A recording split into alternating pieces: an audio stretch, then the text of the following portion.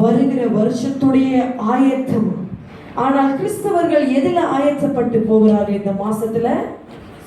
கொண்டாட்டத்திலையும், ஆட்டம் bottom குதூகலம், இப்படி நல்லா சந்தோஷமாயிரு, மற்ற காரியத்தெல்லாம் பிற்பாடு பார்த்து கொள்ளலாம் என்று இப்ப இருக்கிற காலத்தில் கிறிஸ்துவுடைய நிலைமையை நாம் பார்க்கிறோம். ஆமென். ஆனால் ஆவியானவர் சொல்லுகிறார், இது ஆடுகிறதற்கும் பாடுகிறதற்கும் உனக்கு காலம் அல்ல, நீ ஆயத்தப்படுகிற காலம். ஆமென். வருகிற வருஷத்துக்குரிய காரியத்தை நீ கர்த்தரிடத்திலிருந்து பெற்றுக்கொள்ளுகிற மாதம். ஆமென். இந்த மாதத்தில் ஒவ்வொரு நாளும் மிக மிக முக்கியமானது. ஹalleluya. மிகவும் it's a very crucial for Christians. ஹalleluya. ரொம்ப ஸ்பெஷல் month for Christians சொல்றதை விட it's very crucial for you and me. Amen. To overcome the obstacles in 2026. வரப்போகிற வருஷத்துல இருக்கிற காரியங்களை தெரிந்து கொள்கிறதுக்கும், என்னை கர்த்தர் இந்த வருஷத்துல நடத்தி வந்தது எதுல அவர் இன்னும் என்னை நடத்தணும், எதுல அவர் என்னோடு பேச விரும்புகிறார், இதைதான் இந்த மாதத்தில் ஆவியானவர் நம்மோடு பேச வேண்டும். ஆமென். ஹalleluya. எத்தனை பேருக்கு அந்த வாஞ்சை இருக்கிறது? நான் ஆடி பாடி கொண்டாடுறது முக்கியம் அல்ல. ஒரு நாள் அந்த ஆட்டம் பாட்டம் முடிந்து விடும். வாழ்நாள் முழுவதுமாய் ஓடுகிறது கர்த்தருடைய வார்த்தை மட்டும்தான். ஆமென். கர்த்தர் கொடுத்த வாக்குத்தத்தம் தான் நம்மளை பிடித்து கொண்டு செல்லுமே தவிர, உலகத்தோடு சேர்ந்து உலகத்துடைய பழக்க வழக்கங்களுக்கு ஒத்து போகிறது கிறிஸ்துவுடைய வாழ்க்கை அல்ல. ஆமென். இந்த செய்தியை நீங்க மிக கவனமாய் கேட்க வேண்டும். ஹalleluya. உங்க சிந்தை அலை மோதவே கூடாது. உங்க கவனம் மிக மிக அதிகமாய் வசனத்திலே வைப்பீர்களாக. ஹalleluya. இப்பொழுது நம்ம மைனர் ப்ராஃபிட் சீரீஸ் என்கிற இந்த தொடர் நான் உங்களுக்கு தொடர்ந்து போதித்து வருகிறேன். இப்போ major lessons from minor profits, அதாவது சப் டாபிக். முதல்ல எந்த தீர்க்கதரிசியை தியானித்தோம்? ஹாபக்கூக் தீர்க்கதரிசி. Very good. சோ இன்றைக்கு எந்த தீர்க்கதரிசியை நாம் தியானிக்க போகிறோம்?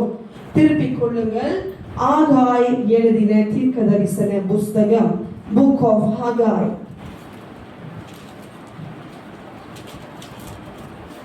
ஆதார வசனம் ஆகாய் 1வது அதிகாரம் வசனம் 1, 2, 3.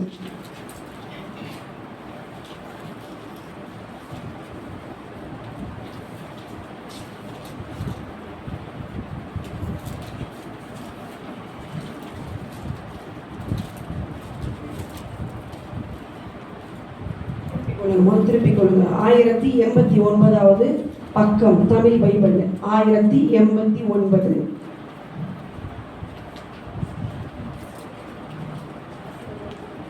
அதிகாரம் 1 வசனம் 1, 2, 3, 4 வரைக்கும் வசனம். ராஜாவாகிய தரியு அரசாண்ட 2ஆம் வருஷம் 6ஆம் மாதம் 1ஆம் தேதியிலே கர்த்தருடைய வார்த்தை ஆகாய் எனும் தீர்க்கதரிசியின் மூலமாய் செயல்தியேலியின் குமாரனாகிய செருபாபேல் எனும் யூதாவின் தலைவனுக்கும் யோசதாக்கின் குமாரனாகிய யோசுவா எனும் பிரதான ஆசாரியனுக்கும் உண்டாகி அவர் சொன்னது என்னவென்றால், இந்த ஜனங்கள் கர்த்தருடைய ஆலயத்தை கட்டுகிறதற்கு ஏற்ற காலம் இன்னும் வரவில்லை என்கிறார்கள் என்று சேனைகளின் கர்த்தர் சொல்லுகிறார்.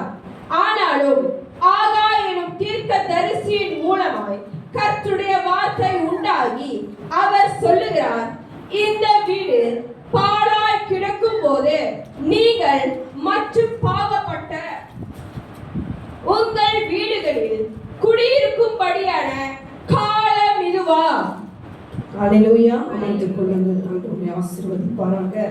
இந்த ஆகாய் என்ற தீர்க்கதரிசன புஸ்தகம் பழைய ஏற்பாட்டில் 2வது மிக குறுகிய ஒரு புஸ்தகம். the second shortest book in the Old Testament. முதலாவது மிக மிக ஷார்ட்டான ஒரு புஸ்தகம் என்றால் எந்த புஸ்தகம்? பழைய ஏற்பாட்டில் 2வது புஸ்தகம் தான் ஆகாய். பழைய ஏற்பாட்டில் இந்த மைனர் ப்ராஃபிட்ஸ்லயே வரும் அந்த புஸ்தகம். அதாவது ஓபதியா தீர்க்கதரிசியின் புஸ்தகம். ஒரே ஒரு அதிகாரத்தில் அது முடிந்துவிடும். இந்த ஆகாய் தீர்க்கதரிசியின் புஸ்தகம் 2 அதிகாரத்தில் என்ன பண்ணுது? முடிந்து விடுகிறது. வெறும் 38 28 வசனங்கள் மாத்திரம்தான் இந்த புஸ்தகத்தில் இருக்கிறது. ஹல்லேலூயா. இதை எழுதியவர் எழுதிக் கொள்ளுங்கள், ஆகாய் என்கிற தீர்க்கதரிசி. எப்பொழுது எழுதினார்? கிறிஸ்து வருகிறதற்கு முன்பு 500 வருஷங்களுக்கு முன்பாக, ஏறக்குறைய கிறிஸ்து வருகிறதுக்கு அதாவது கிமு 500 அந்த காலகட்டத்தில் எழுதப்பட்ட ஒரு புஸ்தகம்.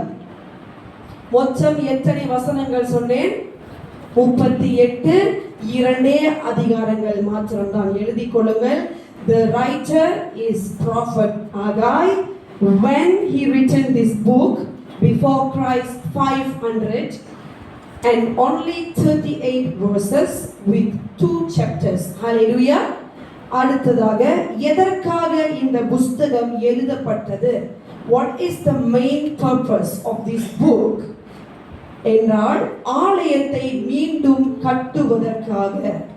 எழுதிக் கொள்ளுங்கள். The main purpose of this book to rebuild the temple. Amen.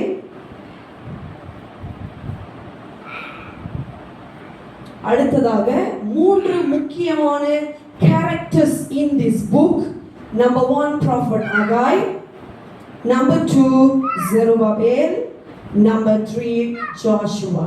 பிரதான ஆசாரியனாகிய யோசுவா.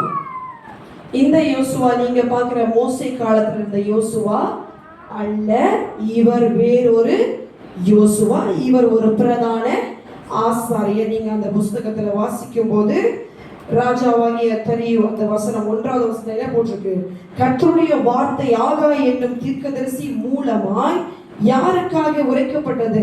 செருபாபேல் என்னும் யூதாவின் தலைவனுக்கும் யோசதாக்கின் குமாரனாகிய யோசுவா என்னும் பிரதான ஆசாரியருக்கும் உண்டானது. அப்ப அந்த செருபாபேல் என்பவர் ஒரு யூதாவின் தலைவர்.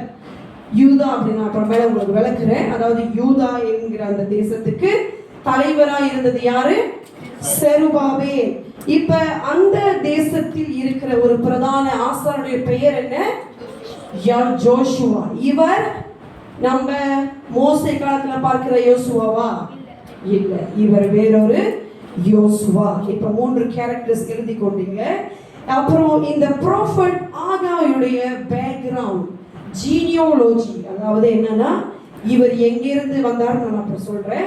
பட் இவருடைய குடும்பம் யாரு, இவர் யாருடைய பையன் அப்படின்ற எந்த ஒரு genealogy not mention in the Bible. வேதத்துல இவருடைய வம்ச வரலாறு பத்தி ஒன்றுமே குறிப்பிடப்படல.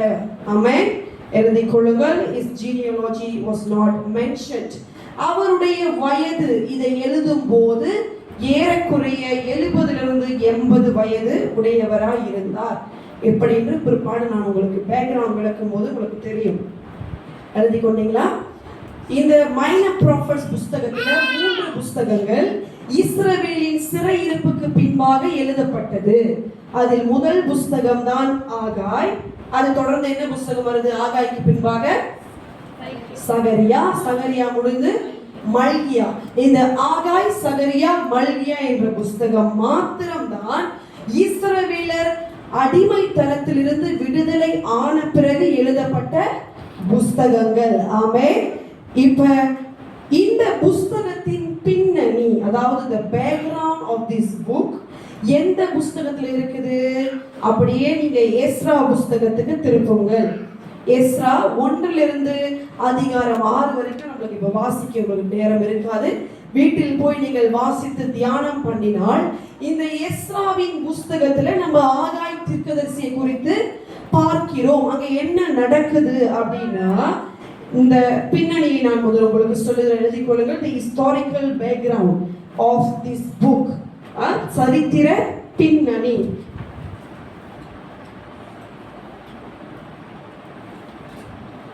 ஹல்லேலூயா. இப்ப இஸ்ரவேல், இந்த பின்னணி நான் உங்களுக்கு சொல்றேன், கொஞ்சம் டைம் எடுக்கும். பட் அப்பதான் உங்களுக்கு இந்த ஸ்டோரி, அதாவது இந்த சம்பவம் உங்களுக்கு புரியும். இப்ப இஸ்ரவேல் ஜனங்கள் எகிப்தில் அடிமையா இருந்தார்கள். நம்ம எல்லாரும் தெரிஞ்சது.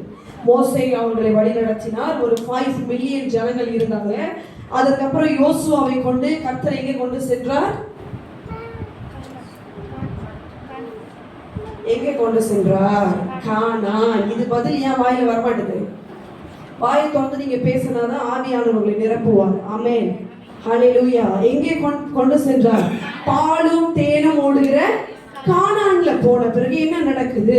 இந்த இஸ்ரவேல் ஜனங்கள் கர்த்தரை விட்டு என்ன பண்ணாங்க? கொஞ்சம் கொஞ்சமா விலகி போகும்போது ஆண்டவர் என்ன செய்தாரா? அவருடைய நியாயாதிபதிகளை எழுப்பினார். அதில் நம்ம நிறைய பேர் பார்க்கலாம்.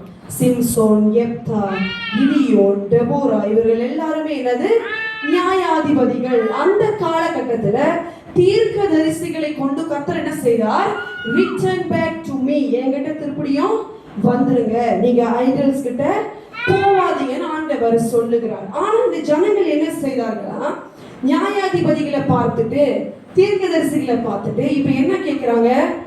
எங்களுக்கு ஜட்ஜஸும் வேணாம், ப்ராஃபிட்ஸும் வேணாம், எங்களுக்கு ராஜா வேணும். We want king, எங்களுக்கு ஒரு ராஜாவை கொடுங்கன்னு சொல்லி ஆண்டவர் கேட்கும் போது ஆண்டவர் யாரை எழுப்புகிறார்? முதல் ராஜாவாய் சவுல் ராஜாவை எழுப்பின பிறகு, சவுல் வீழ்ந்து போன பிறகு தாவீது எழுப்பினார். ஆமென். தாவீது எழும்பும் போது தாவீது மிகவும் கர்த்தருக்கு வைராக்கியம் உடையவராய் அந்நிய தெய்வங்களை அவருடைய ராஜ்யத்தில் அவர் என்ன செய்யல? நாட்டில அவர் விக்கல. மிக மிக ஒரு வைராக்கியமாய் இருந்தார் தாவீது. ஆனால் அவருக்கு பிறந்த மகன் மூலியமா என்ன நடந்தது?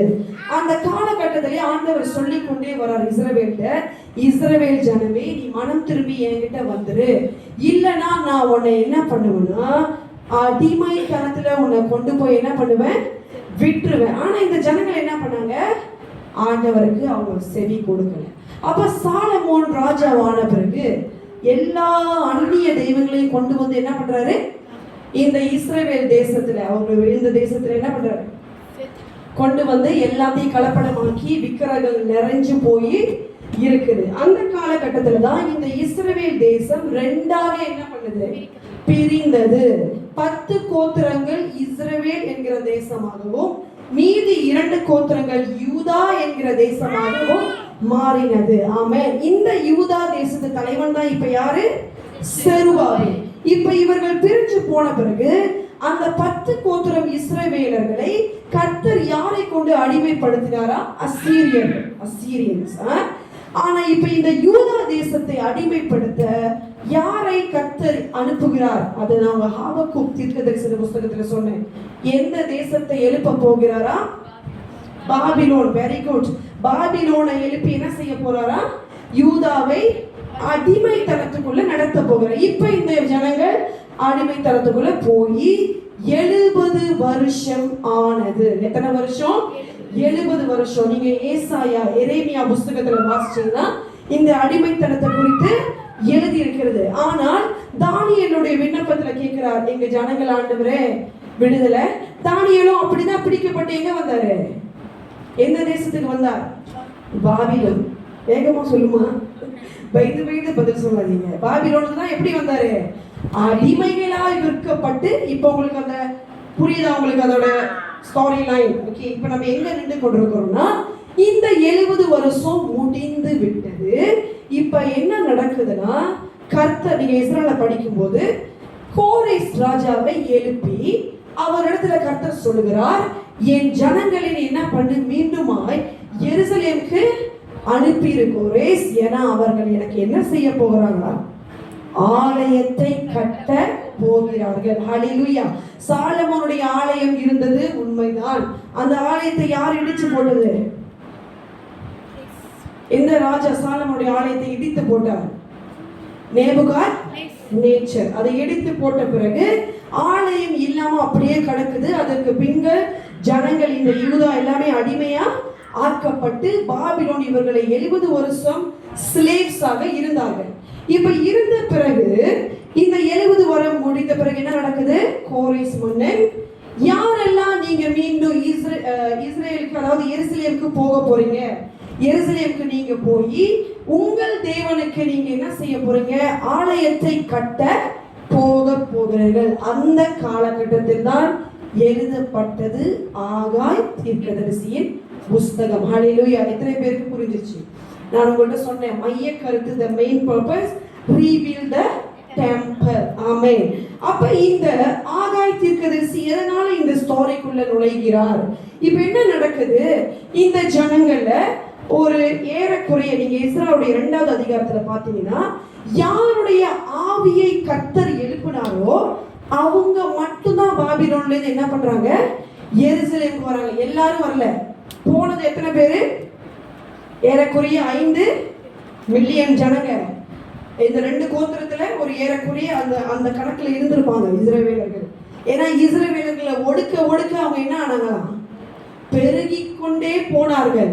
அப்ப இந்த கோரேஸ் மன்னன் இந்த இதை சொல்லும் போது எல்லாரும் அதை ஏற்றுக்கொண்டு திரும்பி எருசலேமுக்கு போல. அந்த கணக்கு நீங்க பாத்தீங்கன்னா எஸ்ரா புஸ்தகத்துல கர்த்தர் எந்த கோத்திரத்துல எத்தனை பேர் போனாங்கன்னு ஒண்ணுன்னா எழுதி வச்சிருக்காங்க. அல்லேலூயா. எவ்வளவு சேஷித்தமானது பாருங்க. ஏன்னா எல்லாரும் போலங்க, எல்லாருக்கும் அழைப்பு வந்தது. போனவர்கள் வெறும் கணக்கின்படி ஒரு 5000 பேர்கள் தான். நீங்க எஸ்ரா புஸ்தகத்துல திருப்பினீங்கன்னா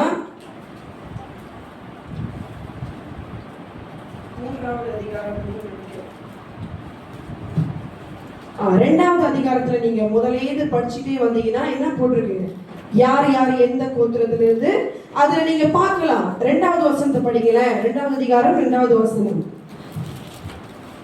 செருபாபேல், யேசுவா, நெகேமியா, செராயா, ரெலாயா, மோர்தெகாய், பில்சான், மிஸ்பான், பிக்வாய், ரோகும், பானா என்பவர்களோட கூட்டத்தில் திரும்பி வந்த தேசத்து புத்திரராகிய இஸ்ரவேல் ஜனமான மனிதரின் தொகையாவது.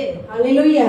பெயர்கள் பாருங்க மிக சிறப்பா போட்டிருக்காங்க. யார் யார் திரும்பி வந்தார்களா? செருபாபேல், யோசுவா, அவங்க 2 பேரும் தான் மெயின் கேரக்டர் சொன்னல ஹாகாய் புத்தகத்துல. தொடர்ந்து நெகேமியா ஆலயத்துல என்னத்தை கட்டினாரு?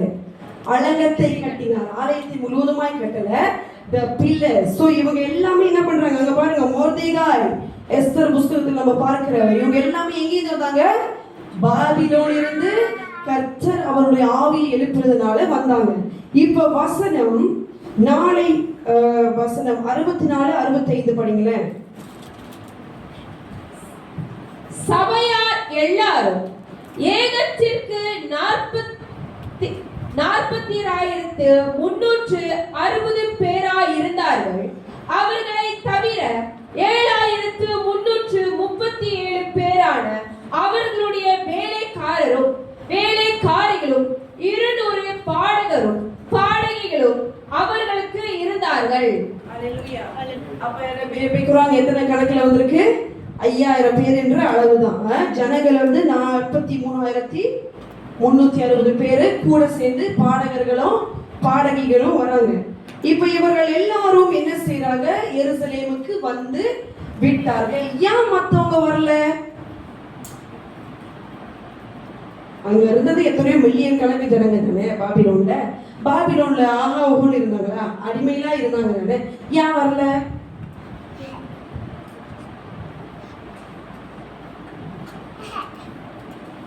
எதனால அவங்க வரல?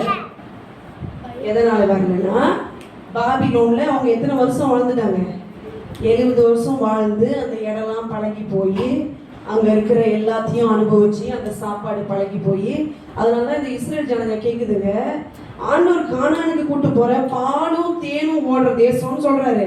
இதுங்க என்ன கேக்குதுங்களா? எகிப்துல சாப்பிட்ட வெங்காயம், வெள்ளரிக்காய், வெள்ளைப்பூண்டு இதே ருசியா இருந்துச்சு. இந்த மாதிரி ஜனங்க தான் இஸ்ரவேல். நம்ம எல்லாம் யாரு? ஆவிக்குரிய இஸ்ரவேல். நம்மளும் ஒண்ணுதான். அதனாலதான் ஆவியானவர் சொன்னார், கடினமான ஒரு வார்த்தையா இருக்கும். இந்த எழுத்தின்படி அன்றைய இஸ்ரவேலர்கள் அப்படி இருந்தாங்க.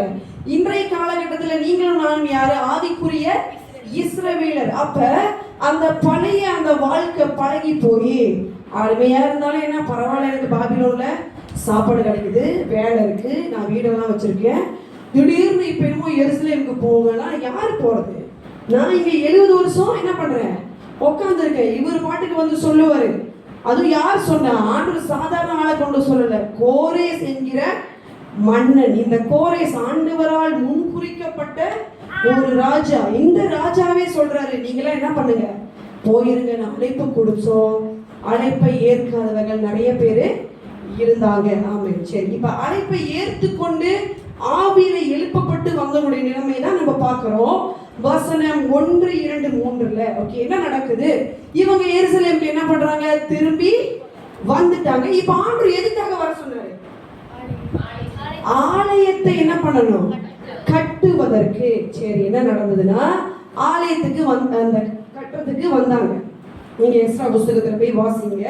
செருபாபேலும் யோசுவாவும் ரொம்ப உற்சாகத்தோடு ஜனங்கள் எல்லாமே சில பொருட்கள்லாம் கோரேஸ் மன்னன் கொடுத்து அனுப்பி இருந்தார். எல்லாத்தையும் கொண்டு என்னத்தை முதலாவது கட்டினாங்கன்னா பலிபீடத்தை கட்டினார்கள். ஆமென். பலிபீடத்தை கட்டின பிறகு என்ன நடந்தது? சில எதிர்ப்புகள் அந்த தேசத்தில் உள்ள ஜனங்கள்கிட்ட வந்த பிறகு அந்த வேலையை என்ன செஞ்சிட்டாங்க இவங்க? அப்படியே they stopped to build the temple. அப்ப இத பார்த்த கர்த்தர் யாரை எழுப்புகிறார்? ஆகாய் என்கிற தீர்க்கதரிசியை எழுப்புகிறார். இப்ப ஆகாய் தீர்க்கதரிசி என்ன சொல்கிறாரா? முதல் அந்த 2வது வசனத்தை வாசிங்களேன். ஆகாய் 1:2. இந்த ஜனங்கள் கர்த்தருடைய ஆலயத்தை கட்டுகிறதற்கு ஏற்ற காலம் இன்னும் வரவில்லை என்கிறார்கள் என்று சேனைகளின் கர்த்தர் சொல்கிறார். ஹல்லேலூயா. என்ன எழுதுறாரு? இந்த ஜனங்களா? கர்த்தர் என்னன்னு சொல்ல? என் ஜனங்களே சொல்லல, இந்த ஜனங்கள். எதனால அப்படி சொல்றாரு இந்த ஜனங்கள் அப்படின்னா, இந்த ஜனத்தை அழைத்து வந்ததின் நோக்கத்தை இவங்க என்ன செய்யல, கர்த்தருக்கு கீழ்ப்படியல. அப்ப எல்லாரும் அவரை ஆண்டவர் அப்பான்னு கூப்பிடுறவங்களும் அவருக்கு பிள்ளையாக முடியாது. அவருடைய வேலையை செய்கிறவர்கள், தேவ சித்தத்தை செய்கிறவர்கள், கர்த்தர் கொடுத்த அசைன்மென்ட் பிளான்ஸை செய்கிறவர்கள் தான், கீழ்ப்படுகிறவர்கள் தான் அவருக்கு யாரா? பிள்ளைகளாய் இருக்கிறோம். அதனாலதான் புதிய ஏற்பாடுல எழுதுறாரு பவுல், கீழ்ப்படியாமின் பிள்ளைகளாய் இருக்காதீங்க. அப்ப கீழ்ப்படுகிறவர்கள் தான் கர்த்தருக்கு பிள்ளைகள். சும்மா ஆண்டவர் அப்பா அப்படின்னு கூப்பிடுறதுனால பிள்ளைகளாக முடியாது. வாயினால் அறிக்கை செய்கிறனால பிள்ளைகளாக முடியாது. நம்ம வாழ்க்கையில நடந்து காட்டணும். ஆமென். இன்னும் மிக முக்கியமான ஒன்று இதுக்கு அப்புறம் வரும். என்ன என்றால், தன் புத்திரனை தான் கர்த்தர் என்ன செய்யறாராம்? சிட்சிக்கிறார். அதனாலதான் ஆவியானவர் சொன்னார், கடினமான வார்த்தை நான் ஏன் பேசுறேன்னா, உங்களையும் என்னையும் கர்த்தர் நேசிக்கிறார். ஆமென். இதே அவர் நேசிக்கிறனா அவர் பேச மாட்டார். என் பிள்ளையை தான் நான் கண்டிக்க முடியும். வேறொருவருடைய பிள்ளைகள் நம்ம போய் கண்டிக்க முடியுமா? முடியாது. உரிமையோடு நம்ம கண்டிக்க, எதையுமே சிட்சிக்க முடியாது. அப்ப கர்த்தர் அவருடைய சொந்த பிள்ளைகளை தான் என்ன செய்றார்? சிட்சிக்கிறார். நீங்களும் நானும் தான் அந்த பிள்ளைகள். ஆமென். அப்ப தகப்பனுடைய சிட்சையை இன்றைக்கு நாம் ஏற்றுக்கொள்ள போகிறோம். இங்க என்ன நடக்குது? இந்த ஜனங்கள் கர்த்தருடைய ஆலயத்தை கட்டுகிறதற்கு ஏற்ற காலம் வரவில்லைன்னு சொல்லி என்ன பண்ணிட்டாங்களா? அப்படியே உட்கார்ந்துட்டாங்க. இப்ப என்ன நடக்குது? இந்த ஜனங்களுக்கு கர்த்தருடைய டைம் புரியல. They cannot understand the prophetic time of God. Amen. ஆண்டவருடைய டைம் லைன் அவங்களால புரிந்து கொள்ள முடியல. அவங்க என்ன நினைச்சாங்க? திரும்பி எருசலேமுக்கு வந்துட்டோம், இப்ப சரியான நேரம் இல்ல, இன்னும் கொஞ்ச நாள் கழிச்சு கட்டிக்கலாம், இன்னும் 2 வருஷம் ஆகட்டும், இன்னும் 4 வருஷம் ஆகட்டும். நம்மளும் அநேக நேரத்தில் அப்படிதான் செய்யணும். உண்மை தானே? கர்த்தர் ஒரு காரியத்தை நம்ம இடத்துல சொன்னா, பரவாயில்ல நாளைக்கு செஞ்சுக்கிறேன், நாளைக்கு செஞ்சுக்கிறேன், அடுத்த மாசம் செய்யறேன் அப்படின்னு சொல்லி நம்மளும் அநேக நேரத்துல காரியத்தை என்ன செய்யறோம்? கர்த்தர் செய்ய சொன்ன காலகட்டத்தை புரிந்து கொள்ளாமல் தாமதம் படுத்தி இருக்கிறோம். ஆமென். ஒத்துக்கொள்கிறீங்களா? நீங்களும் நானும் இந்த காரியத்தை நம்ம செய்திருக்கிறோம். இதைதான் இந்த ஜனங்கள் செய்தார்கள். இன்னும் எங்களுக்கு டைம் வரல அப்படின்னு சொல்லிட்டு என்ன பண்ணிட்டாங்களா? உட்காந்துருங்க. இன்னும் எனக்கு ஊழியம் செய்யறதுக்கு டைம் வரல, நான் ரொம்ப சின்ன பிள்ளையா இருக்கேன், இன்னும் எனக்கு வயசு வரல, இன்னும் எனக்கு வசனம் தெரியல, இன்னும் எனக்கு அனுபவம் பத்தல அப்படின்னு நம்ம அநேக ரீசன்ஸ் ஆண்டவர்கிட்ட நம்ம என்ன பண்றோம்? கொடுக்குறோம். மோசே மாதிரி நான் ஒரு திக்குவாயேன், எனக்கு பேசவே தெரியாது ஆண்டவரே, பேபேன்னு தான் வருது அப்படின்னு என்ன பண்றோம்? அநேக காரணங்களை சொல்ல நம்ம ஆரம்பித்து விட்டோம். எதனால சொல்ல ஆரம்பித்து விட்டோம்? அடுத்த வசனத்தை வாசியுங்கள். 3-4. ஆனாலும் ஆகாயிடம் தீர்க்கதரிசியின் மூலமாய் கர்த்தருடைய வார்த்தை உண்டாகி அவர் சொல்லுகிறார், இந்த வீடு பாழாய் கிடக்கும் போது நீங்கள் மற்றும் பாவப்பட்ட உங்கள் வீடுகளில் குடியிருக்கும்படியான காலம் இதுவோ. ஹalleluya. இந்த Babylon தேசத்தார் எப்படிப்பட்டவர்கள்னா, they are very good in architecture. அவர்கள் வீடுகள் கட்டுறதுல எத்தனை பேர் தெரியும்? the hanging gardens of Babylon, the seven wonders of the world. அதுல ஒன்றுதான் தொங்கும் பூந்தோட்டம் அப்படின்றது. யாரால கட்டப்பட்டது? பாபிலோனியன்ஸ். இவர்கள் ரொம்ப வீடுகளை அழகா கட்டுவாங்களா. இவங்க எப்படி செய்வாங்களா? வீடுகளை டிசைன் பண்ணி பேனல் வச்சு அழகான கண்ணாடி எல்லாம் வச்சு தொங்குற என்ன வச்சிருந்தாங்களா, பூந்தோட்டங்கள் எல்லாம் வீடுல கொண்டு வந்து. இந்த மொட்டை மாடியெல்லாம் இப்ப எல்லாம் செடி வளர்க்குறாங்க. இதெல்லாம் எங்கேருந்து வந்தது? இந்த பாபிலோனியர்கள் தான் அழகான தோட்டத்தை என்ன செய்தாங்க, தங்கள் வீடுகள்ல தொங்கி கட்டி இருந்தார்கள். இப்ப இந்த ஜனங்கள் என்ன செய்யறாங்க? இஸ்ரவேலர்கள் எருசலேமுக்கு வந்துட்டு இப்ப ரொம்ப பிஸி ஆயிட்டாங்க. என்னத்துல பிஸி ஆயிட்டாங்க? வீடு கட்ட. எந்த வீடு கட்ட? சொந்த வீட கட்டுறதுக்கு ரொம்ப வெரி வெரி என்ன ஆயிட்டாங்க? பிஸி ஆயிட்டு. அதான் ஆண்டவர் கேட்கிறார், இது அதோட காலமா? நான் இவர்களை அழைத்து வந்தது எதுக்காக? என்னுடைய வீடை கட்டுவதற்கு, என் ஆலயத்தை கட்டுவதுதான் நான் இவங்களை என்ன செய்தேன்? விடுதலை பண்ணி கூட்டிட்டு வந்தேன். ஆனா இந்த ஜனங்கள் இப்ப என்ன செய்யறாங்களா, தங்களுடைய சொந்த வீடுகளை கட்ட ஆரம்பித்து விட்டார்கள். இப்ப இவர்கள் கட்டி கொண்டிருக்கும் போது நிறைய பேர் கட்டி முடிச்சிருப்பாங்க. நிறைய பேர் ரொம்ப சந்தோஷமா தங்களுடைய மாடி வீடுல விதவிதமா டிசைன் பண்ணி அதுல குடி இருந்திருப்பாங்க. குடி இருக்கிற காலகட்டத்துல இப்ப என்ன நடக்குது அப்படின்னா, அந்த ஆகாய் தீர்க்கதரிசிக்கு கர்த்தர் வார்த்தையை கொடுத்து சொல்லுகிறார். வசனம் 5 வாசியுங்களே. இப்போது சேனைகளின் கர்த்தர் சொல்லுகிறார், உங்கள் வழிகளை சிந்தித்து பாருங்கள். ஹalleluya. உங்கள் வழிகளை சிந்தித்து பாருங்கள் அப்படின்ற வார்த்தை ஆகாய் தீர்க்கதரிசியின் புத்தகத்துல 3 முறை வருகிறது. உங்கள் வழியை சிந்தித்து பாருங்கள், உங்கள் வழியை சிந்தித்து பாருங்கள் என்று கர்த்தர் என்ன சொல்றார்? இந்த ஜனங்களை பார்த்து சொல்லுகிறார். எதனால அவர் சொல்லுகிறார் அப்படி என்றால், முதலாவது இந்த ஜனம் என்ன செய்தது? கர்த்தருடைய கட்டளைக்கு அவங்க கீழ் படியல. ஆண்டவர் கொடுத்த அசைன்மென்ட் வேற, இவங்க செய்யற அசைன்மென்ட் வேற. அப்ப இவர்களுடைய பிரையாரிட்டி என்னவாக மாறினது?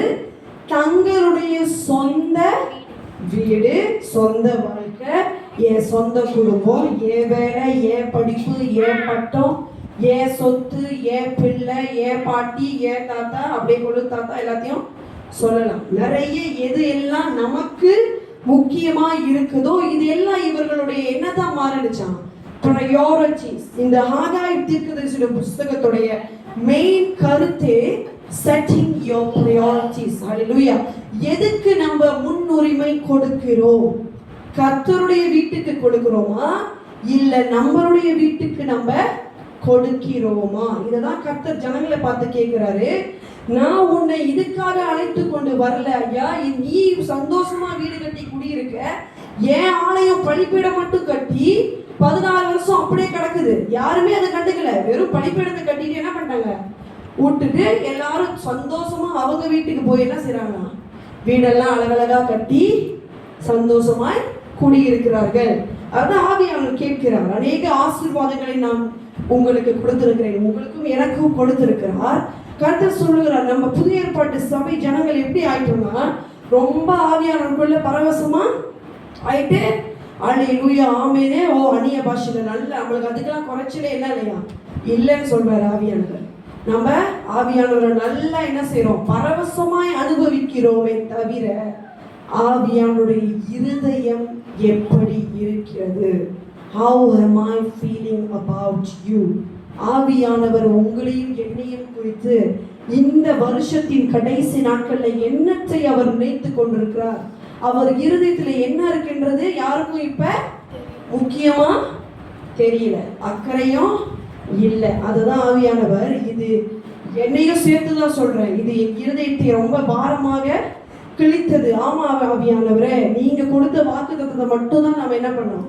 பார்த்து கொண்டிருந்தேன். ஏன்னா ஒரு கேள்வியை ஆண்டவரிடத்தில் நான் கேட்டேன். இந்த 12ஆம் மாசம் வந்த பிறகு, ஆவியானவரே, நீங்க வருஷத்தின் ஆரம்பத்துல நிறைய வாக்குத்தத்தங்களை கொடுத்தீர். ஹல்லேலூயா. நம்ம எல்லாருக்கும் நிறைய வாக்குத்தத்தங்களை என்ன செய்தார்? ஆண்டவர் கொடுத்தார். அத்தனை வாக்குத்தத்தங்களும் நிறைவேறினதா? எத்தனை பேருக்கு ஆண்டவர் கொடுத்த அத்தனை வாக்குத்தத்தமும் நிறைவேறிடுச்சு? இந்த வருஷத்துல வாக்குத்தத்தம் உங்களுக்கு கொடுத்தார் ஆவியானவர்? கொடுத்தார். வாக்குத்தத்தத்தின் பிள்ளைகள் தானே, வசனம் தானே சொல்லுது. கொடுத்தாரா? ஆமே. கொடுத்தது நிறைவேறினச்சா? இந்த மாசம் இந்த தேதி வரைக்கும் ஒரு 50% நிறைவேறிடுச்சு, ஒரு 20% தான் நிறைவேறிருக்கு.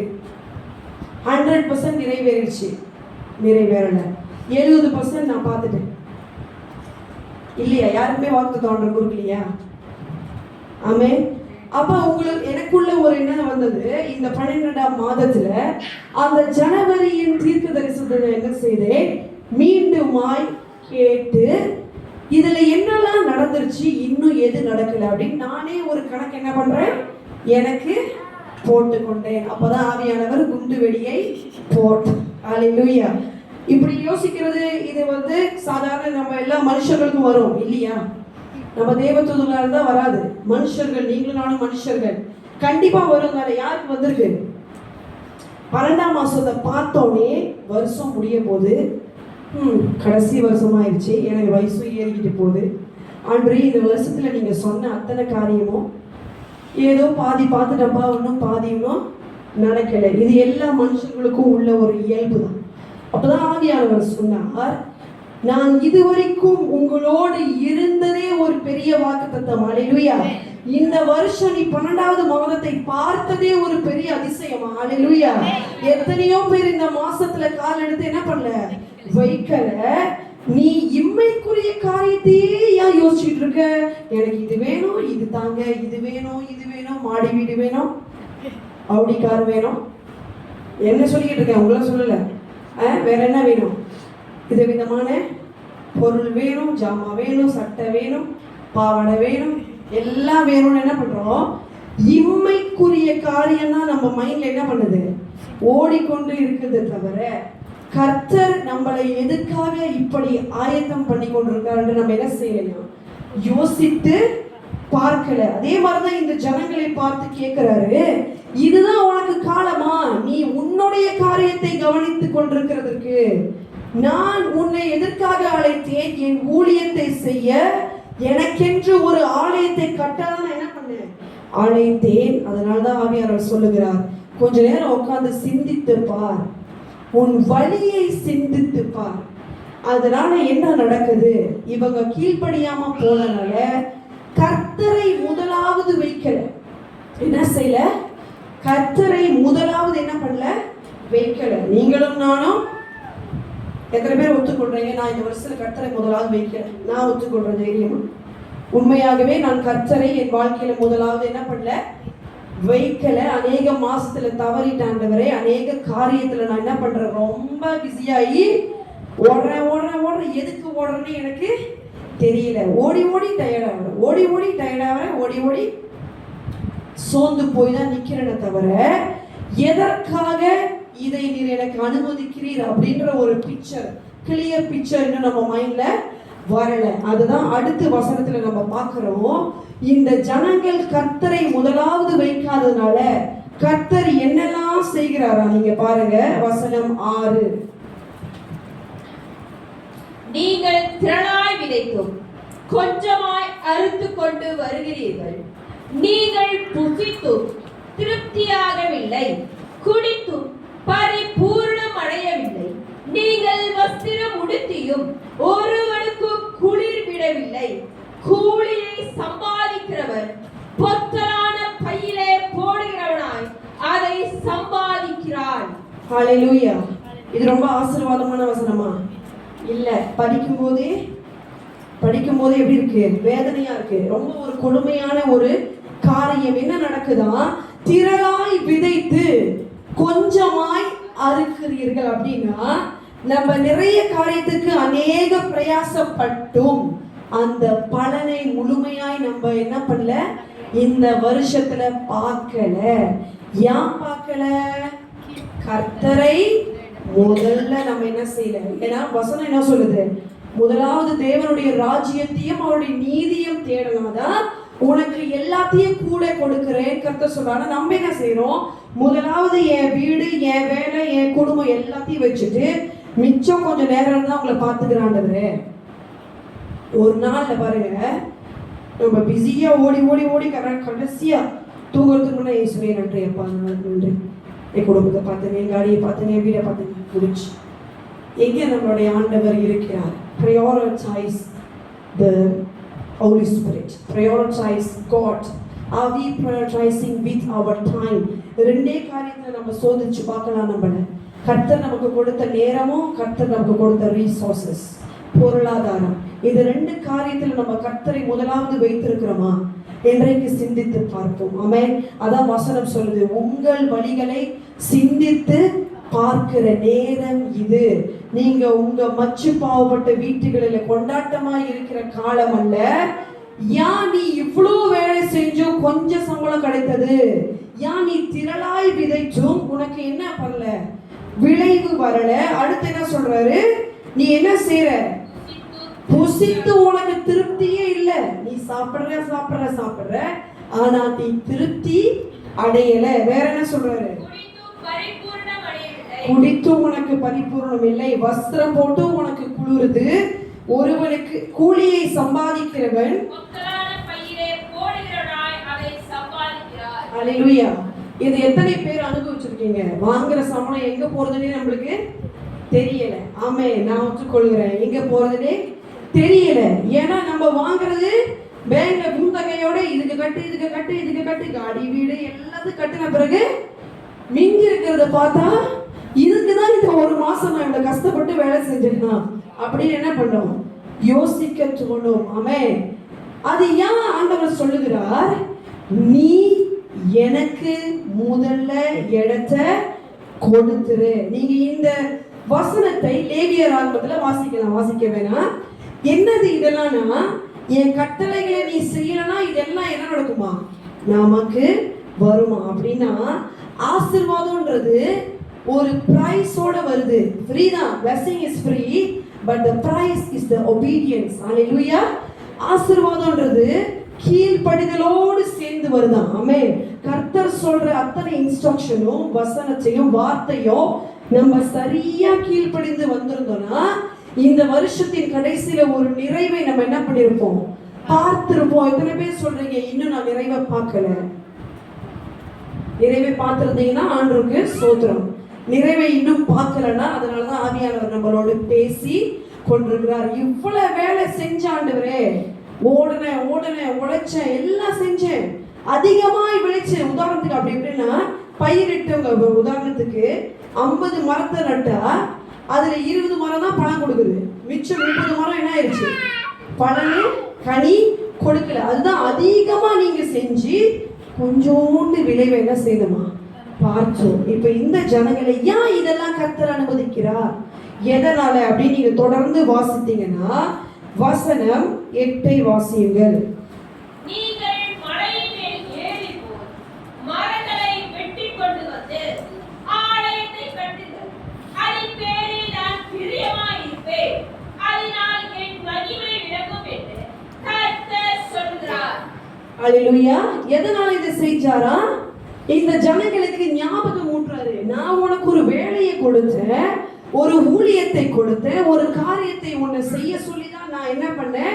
பெயர் சொல்லி அழைத்து உன்னை தேற்றி அணைத்து இவ்வளவு நாள் கண்மணி போல நடத்தி வந்தேன். ஆனா நீ இப்ப என்ன பண்ணிட்ட? so busy with your own house, own life. அப்ப ஆண்டவர் என்ன செய்றாரு? இந்த ஜனங்களுக்கு நான் ஒரு வழியை கொடுத்தாதான், ஒரு அடியை போட்டாதான் என்ன பண்ணுமா? திரும்பி என்ன பாப்பாங்க. இதே ஆசீர்வாதமா எல்லாம் இருந்துச்சுன்னா நம்ம ஆண்டவர் தேடுவோமா? கண்டிப்பா வாய்ப்பே இல்லை. நம்மளுக்கு வாழ்க்கையில எல்லாம் ஆசீர்வாதமா நடந்திருந்தா எத்தனை பேர் நம்ம ஆண்டவரை இன்னும் உண்மையா தேடுவோன்றது அவங்களுக்கு தெரியும். ஆமென். ஆவியானவருக்கு தெரியும். இதனாலதான் நம்ம வாழ்க்கையில் என்ன நடக்குது? சில குறைவுகள் இருக்கு, சில வலி இருக்கு, சில வியாதி இருக்கு, சில பிரச்சனை இருக்கு, சில வனாந்திரங்களை எல்லாம் ஏன் அனுமதிக்கிறாரா? நீ என்ன தேடு. ஏன் ஆலயத்தை இப்ப நீ கட்டு, மலைக்கு ஏறி போ. மலை ஏறது ரொம்ப ஈஸியா? எத்தனை பேர் மலை ஏறி இருக்கீங்க? ஹைக்கிங் நானும் போயிருக்கேன். மூச்சு முட்டி திணறி அந்த மலையில ஏறும்போது ரொம்ப சந்தோஷமா ஹைக்கிங் எக்ஸ்பெடிஷன் பேர் கொடுத்துட்டு அந்த ஏறும்போது நான் பண்ண ரிக்ரெட் இருக்குது, இதுக்கு ஏன் தான் நான் பேரை கொடுத்தேன். மூச்சு வாங்கி காலு திணறி முட்டி எல்லாம் கழுகு. மலை ஏறணும்னு தெரியும். நான் என்னுடைய ஹோம் டவுன் இருக்கிற குருஜராய் சொல்றேன். அதுல நிறைய எக்ஸ்பெடிஷன் நான் ஸ்கூல் படிக்கிறப்ப செய்வாங்க. அப்ப எல்லாம் போறாங்கன்னு சொல்லி முந்திக்கிட்டு என்ன பண்றது, பேரை கொடுத்துருது. சந்தோஷமா இருக்குதுன்னா மலை ஏறதுக்கு. ஏன்னா உச்சில போனா நீர்வீழ்ச்சி இருக்கு, நாங்க வாட்டர் ஃபால் உண்மையா இருக்கு. இதை பார்க்கறதுக்காக பேரை கொடுத்துட்டு பாதி நேரத்துல மூச்சு திணறி ரொம்ப என்ன ரொம்ப ரிக்ரெட் பண்ணிட்டேன் அந்த டிசிஷன். அதோட நான் மலை ஏறல. ஹல்லேலூயா. ஆனாலும் கர்த்தர் என்ன சொல்றார், நீ மலை மேல ஏறிப்போ. அப்படின்னா நீ ஆலயத்தை கட்டுறது ரொம்ப ஈஸியே இல்லையா? நீ எல்லாம் தேடுறதெல்லாம் உனக்கு அப்படி கையில இப்படி வந்து கிடைக்காது. நீ ஏதாவது ஒண்ணு செஞ்சாதான் என்ன பண்ணும், அந்த வாக்குத்தத்தை நிறைவேறும். அதான் சொல்றேன், இந்த வருஷத்துல நான் கொடுத்த வாக்குத்தத்துல நீ இப்படியே நின்று பார்த்துக்கிட்டு இருந்தா கிடைக்குமா? அப்படியே நின்றாங்கப்பா, தந்துருங்கப்பா. ஆண்டவர் சொல்றாரு, மலை மேல ஏறு, மூச்சு வாங்குவோம், திணறுவ, ஐயோ ஹார்ட்டி நிக்கிற மாதிரி ஆயிடுச்சேன்னு யோசிப்பேன். கால் வலிக்கும், கை வலிக்கும், எல்லாம் வலிக்கும். But climb the mountain. ஆமென். அந்த மலையை நீ ஏறி போய், ஏறி போய் உனக்கு காரியம் நாங்க அவர் வைக்கல. அப்பாடா ஏறி போனோம்னா ஆசீர்வாதம் வந்துருச்சுன்னு நினைச்சு கூட மூச்சு விட முடியல. என்ன சொல்றாரு, மரத்தை வெட்டி கொண்டு வந்து என்ன செய்ய, என் ஆலயத்தை கட்டியான்னு சொல்றாரு. இப்ப இந்த ஜனங்கள் உடனே செவி கொடுத்தாங்களா? எப்போது போல இஸ்ரவேலர்கள் உடனே செவி கொடுக்கல. அப்ப வசனம் 9 படிங்களேன். அதிகமாய் வரும் என்று நீங்கள் எதிர்பார்க்கிறதோ இதோ கொஞ்சம் கிடைத்தது. நீங்கள் அறுத்து வீட்டுக்கு கொண்டு வந்து நான் அதை ஊதி போடுகிறேன்.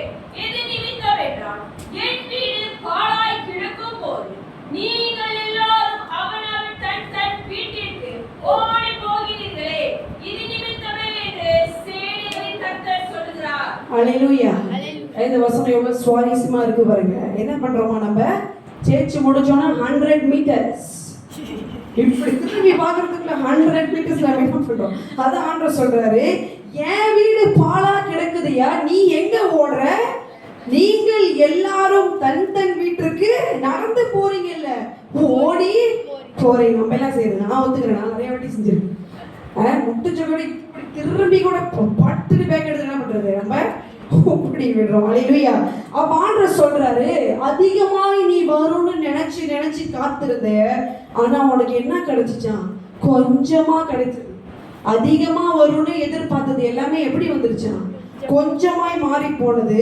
நீங்கள் அறுத்து வீட்டுக்கு எடுத்துட்டு வந்தீங்களா அப்படின்னா, நீங்க பிரயாசப்பட்ட காரியம் உங்க கையில கிடைச்சிச்சு. வீட்டுக்கு எடுத்து வந்தீங்க, என்ன நடந்துச்சு, ஊதி போட்டுட்டாரு. யார் ஊதி போட்டது? சத்துரு ஊதி போடல, கர்த்தரே ஊதி போட்டாராம். ஹல்லேலூயா. எப்படி ஊதி போடுறாரு பாருங்க. எதனால? நீ குறைவுல நடக்கும் போதுதான் என்ன, என் வீட சர்ச்ச சபைய தேடி வருவேன். அதனாலதான் ஆண்டவர் சொல்றார், என் வீடு பாழாய் கிடக்குது. ஏன் என் வீடு கட்டப்படல, என் ஆலயம் இன்னும் கட்டாம இருக்குது, எனக்கு இன்னும் ஜனங்கள் பழி செலுத்தல, ஆராதனை நடக்கல, ஆசாரியர்கள் ஆலயத்துக்கு போய் பாவ நிவாரண பழி செய்யல.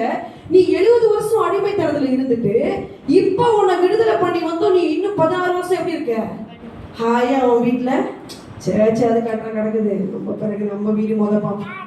ஆண்டவர் அதான் பழிபட கட்டியாச்சுல, இன்னும் என்ன ஒண்ணு கட்டணும் அப்படின்னு சொல்லி இந்த ஜனங்க ரொம்ப ஹாய்பாயா வாழ்ந்துட்டு இருக்கும் போது ஆண்டவர் என்ன பண்றாரு, இந்த ஜனங்களுடைய கையின் பிரயாசத்துல அவருடைய கையை வைக்கிறார், ஊதி போடுறாராம். அப்படின்னா வருகிறது எல்லாமே கொஞ்சமா போகுது, ஆசீர்வாதம் அப்படியே பாக்குற மாதிரி திடீர்னு காணாது. எனக்கு கிடைக்க போகுதுன்னு பார்த்தா கிடைக்கல. அப்ப இந்த ஜனங்கள் ரொம்ப ஒரு வறுமைக்குள்ளாக, ஒரு வழிக்குள்ளாக போகும்போதுதான் தீர்க்கதரிசி சொல்றாரு, என்ன செய்யுங்க, போய் ஆலயத்தை கட்டுங்க.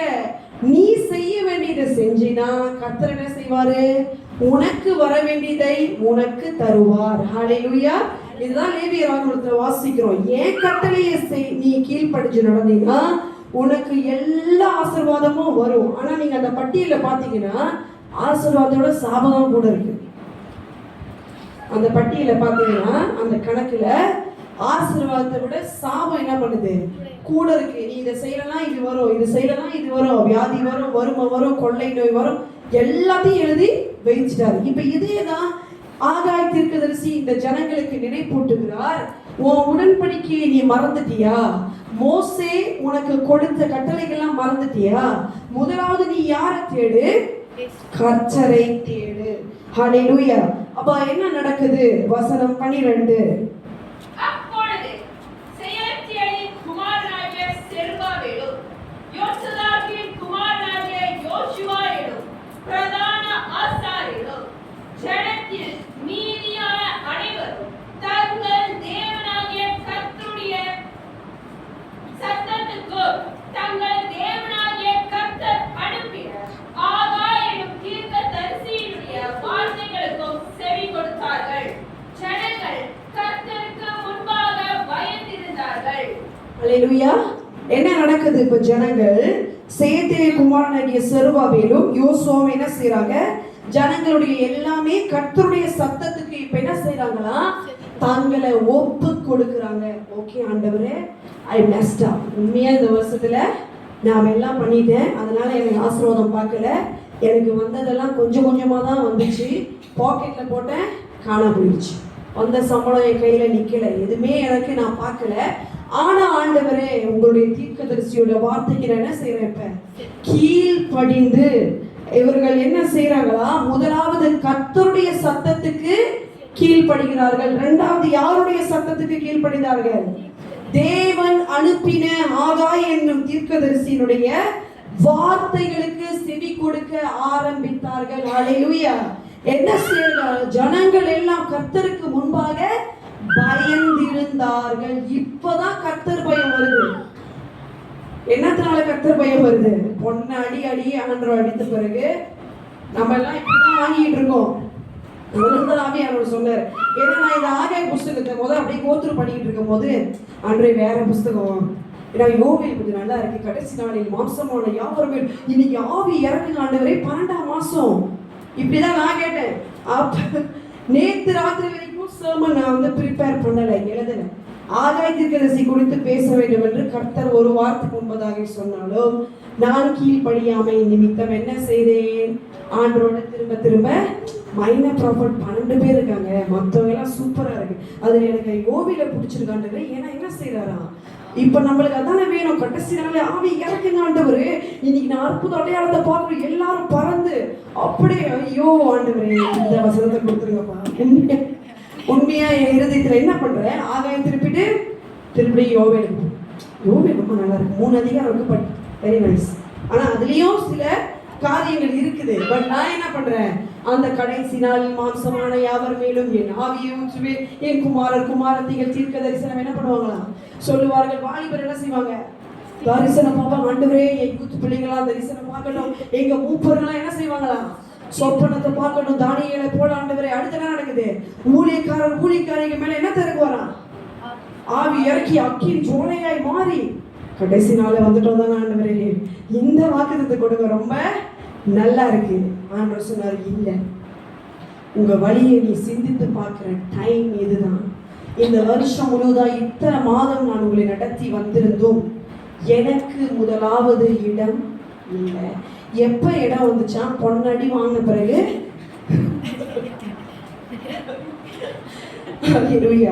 ஆண்டவரே வியாபாரத்துல, நம்மளுடைய வருமானத்துல, வீட்டுல, காடியில, உடம்புல எல்லாம் கைய வச்சு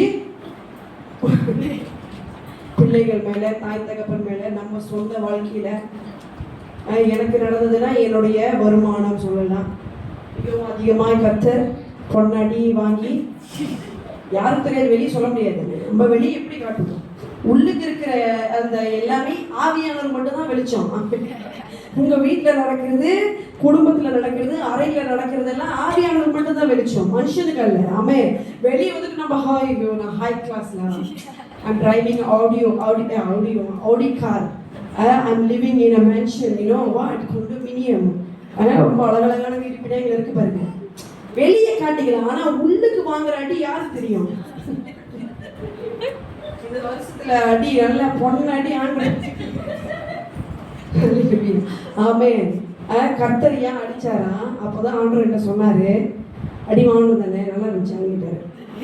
நல்லாவே ஆண்டவர் எனக்கு பிடிக்கல, ஏன் தெரியுமா அடிச்சேன், உன்னை நான் நேசித்தேன். அல்லேலூயா. ஏன் தெரியுமா இன்னைக்கும் நான் உங்கள்கிட்ட பேசிக்கிட்டு இருக்கேன். எவ்வளவோ ஜனங்க வெளியே இருக்குதுங்க, எவ்வளவோ அறிவாளி ஞானவான்கள் இருக்கிறாங்க, நம்ம விட பெரிய பலசாலிகள் இருக்காங்க. சிம்சோன் மாரி உடம்பு நீங்க இப்ப பார்க்கலாம், எல்லாம் ஜிம்ல போய் பயங்கரமான இவங்க எல்லாம் நல்லா வேலை செய்வாங்க. ஒரே இப்ப 10 நாட்கள் தூக்கிடலாமே. ஆமா தானே? ஏன் உடம்புல இடுப்பு வலி கை கால் வலி உள்ள நம்மள என்னையும் சொல்றேன், நீங்க வலி எல்லாமே கோளாறா இருக்கு எனக்கு ஆண்டவரே. நான் பேசுறதும் ஒழுங்கா பேச மாட்டேன், தப்பு தப்பா பேசி விட்டுறேன், சண்டை போடுறேன், வாய் திறந்தாலே என்ன பண்ணுது, பிரச்சனை வருது, எனக்கு ரொம்ப கடுப்பா இருக்குது, இப்படிதான் இருக்கேன். ஏன்டா எங்களை தான் தேடி வரீங்க, எங்கள்கிட்ட பேசுறீங்க. நான் உன்னை நேசிக்கிறேன். அல்லேலூயா. நான் நேசிக்காத என் ஜனங்கள் அல்லாதவர்கள்ட்ட நான் போய் இதை சொல்ல மாட்டேன். அப்ப நீ வாங்கின அடி, அவர் போட்ட அடி, ரோத்தான் எல்லாமே, சாட்ட அடி, சவுக்கடி, எல்லா அடியும் வாங்கியிருப்போம். நீங்க வாங்கின அடி யாரு தெரியும்? ஆவியானவர் தெரியும். பாசல் எங்களுக்கு கொஞ்சம் தெரியும், மற்றபடி தெரியாது. சொல்லியிருந்தீங்கன்னா தெரியும். அல்லேலூயா. ஆவியானவருக்கு மட்டும்தான் இன்ச்சு இன்ச்சா இந்த நாள் என்ன நடந்துச்சு, இந்த மாசத்துல என்ன நடந்துச்சு, எத்தனை ராத்திரி நீங்க தூங்கல, எத்தனை ராத்திரி உங்க படுக்கை கண்ணீர்ல இருந்துச்சு, எத்தனை இரவுகள் நீங்க தூங்க முடியாம திணறி கொண்டிருந்தீங்க, எத்தனை மாசத்தை ஐயோ புது மாசம் வந்துருச்சா, இன்னும் புது செலவு வருது, ஐயோ என் குடும்பத்தை எப்படி நடத்துவேன், எப்படிப்பா சாப்பிடுவேன், இப்படின்னு நீங்க கடந்து வந்த எல்லாத்தையும் யார் ஸ்கேன் பண்ணுது? ஆவியானவர். Hallelujah. Is the scanner. Scan பண்ணி ஒன்னொன்னா அனலைஸ் பண்ணி நம்மளை நடத்தி வந்திருக்கிறார். ஆமென். அப்ப அவர் என்ன சொல்றார், உடனே இந்த ஜனங்களுக்கு பயம் வந்து, சரிப்பா நம்ம ஆலயத்தை கட்டிடுவோம்னு சொல்லி ரொம்ப உற்சாகத்தோட எழும்புறாங்க. இது ரொம்ப நீட்டா போகும், நான் இன்றைக்கு எல்லாத்தையும் உங்களுக்கு முடிக்க முடியாது. அப்ப வசனம் 13, 14 வாசித்து முடிக்கலாம். அப்பொழுது கர்த்தருடைய தூதனாகிய ஆகாப் கர்த்தர் தூதனுப்பிய வார்த்தையின்படி ஜனங்களை நோக்கி, நான் உங்களோடு இருக்கிறேன் என்று கர்த்தர் சொல்லுகிறார் என்றார். பின்பு கர்த்தர் சேத்தியலின் குமாரனாகிய செருபாபேலையும் யூதாவின் தலைவனுடைய ஆவியையும் யோசதாக்கின் குமாரனாகிய யோசுவா என்னும் பிரதான ஆசாரியனுடைய ஆவியையும் ஜனத்தில் மீதியான எல்லாருடைய ஆவியையும் எழுப்பினார். அவர்கள் வந்து தங்கள் தேவனாகிய சேனைகளுடைய கர்த்தரின் ஆலயத்திலே வேலை செய்தார்கள். அல்லேலூயா. ஆமென். இப்ப என்ன நடக்குது? இந்த ஜனங்கள் எல்லாம் கர்த்தருடைய சத்தத்துக்கு கீழ்ப்படியே தங்களை ஒப்பு கொடுத்துட்டாங்க. தீர்க்கதரிசியுடைய சத்தத்துக்கு சரி நாங்க எல்லாம் தப்பு பண்ணோம் தான் ஆண்டவர் முதலாவது வைக்கல, இப்ப நாங்க என்ன செய்யறோம், மனம் திரும்பி கர்த்தருடைய ஆலயத்தை கட்ட வர போகிறோம் அப்படின்னு வரும்போது கர்த்தர் என்ன செய்யறாராம், அவர்கள் ஆவியை எல்லாம் எழுப்பினாராம். எதுக்கு எழுப்பினார்? ஆலயத்தில் வேலை செய்ய. அல்லேலூயா. ஆமென். நம்மளுக்கு அறுப்பு மிகுதியா இருக்கிறது, வேலையாட்கள் கொஞ்சம், வெளியே இருக்கிற ஆத்துமாக்களை ஆதாயம் பண்ணுகிறது, அதிகமான ஆத்துமாக்கள் இருக்குது, ஆனா அந்த வேலைக்காய் ஓடுகிறதுக்கு வேலையாட்கள் மிகவும் குறைவு. அப்ப இவர்கள் என்ன செய்யறாங்க, கர்த்தரின் ஆலயத்தில் வேலை செய்தார்கள். ஹல்லேலூயா. ஆனா இந்த கதை இங்கே இதோட முடியல, இன்னும் நிறைய கதை தொடர்ச்சியா வரும் அவர்களுக்கு பிறகு என்ன நடந்தது என்று. ஆனால் ஒரு காரியத்தை மட்டும் தியானித்து நாம் முடிக்க போகிறோம். என்ன காரியம்? ஒரு கோலம் போட்டு எழுதுங்க. இந்த சைட்ல என் வீடு, இந்த சைட்ல கர்த்தருடைய வீடு, ஆண்டவருடைய ஆலயம். நடுவுல உங்க புஸ்தகத்துல ஒரு கோடு போட்டுட்டு இந்த சைட்ல என் வீடு, இந்த பக்கத்துல the second column கர்த்தருடைய வீடு அல்லது ஆலயம்.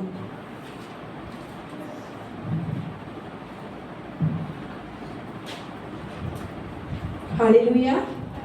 இப்ப இந்த இஸ்ரவேல் ஜனங்களை ஆலயத்தை கட்டத்துக்கு கூட்டிட்டு வந்தாரு சொன்னல, எந்த ஆலயத்தை கட்ட கூட்டி கொண்டு வந்தார்? அதுக்கு முன்ன அந்த ஆலயத்துக்கு என்ன நடந்தது? இடிக்கப்பட்ட ஆலயத்தை கட்டதான் என்ன செய்தாரு? கூட்டிக் கொண்டு வந்தார். ஆமென். இப்ப வசனம் புதிய ஏற்பாடுல என்ன சொல்லுது? நீங்களும் நானும் தான் அவருடைய ஆலயம். இப்ப நம்மளுடைய ஆலயம் இடிக்கப்பட்டிருக்கா, கட்டப்பட்டிருக்கிறதா? யோசிக்கிற நேரம், சிந்தித்து பாருங்கள். ஹல்லேலூயா.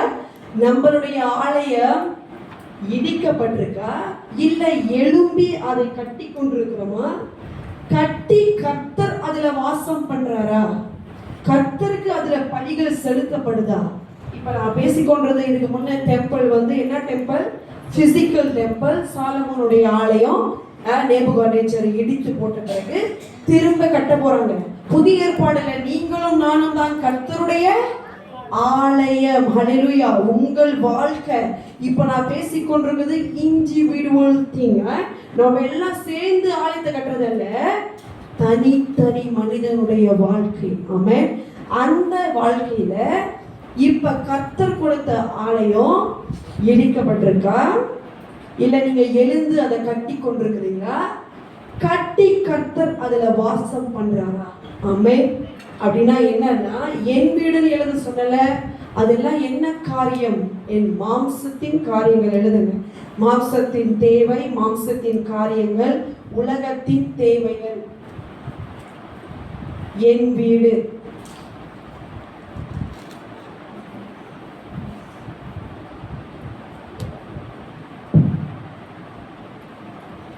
கர்த்தருடைய வீடு, அதாவது ஆலயம்னு சொல்லியிருந்தால அது என்னது? நம்மளுடைய ஆவிக்குரிய வாழ்க்கை.